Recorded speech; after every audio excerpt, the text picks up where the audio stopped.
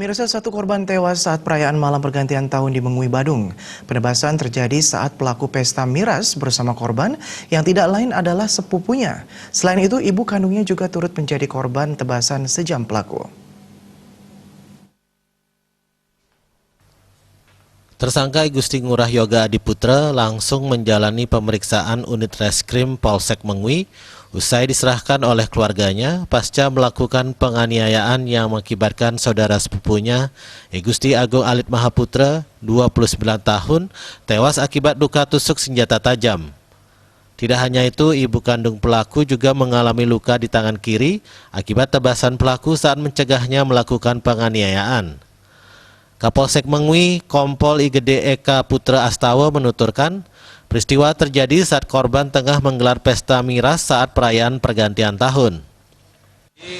Kemarin pada saat pukul sekiranya 10.30, jadi anggota kita mendapatkan informasi ada TKP penebasan di wilayah Desa Prerenan. Jadi langsung kami perintahkan untuk anggota Opnal dari Reskrim serta anggota Sabara untuk merapat ke TKP.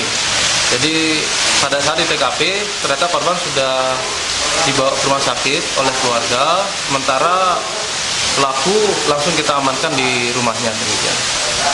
Ada indikasi sebelumnya pelaku ini pesta miras sebelumnya? Ya, memang indikasinya demikian. Jadi pada sore hari memang setelah kita interogasi termasuk dari saksi dan korban, jadi yang bersangkutan memang melakukan kegiatan kumpul dan di situ juga ada aroma alkohol dan kita indikasikan juga melakukan minum-minuman keras. Sejauh ini petugas masih mendalami pemicu aksi kekerasan yang dilakukan oleh pria yang bekerja sebagai sopir freelance tersebut. Untuk sementara petugas menjeratnya dengan pasal 338 KUHP tentang penganiayaan dengan ancaman pidana hingga 7 tahun penjara. Tim Liputan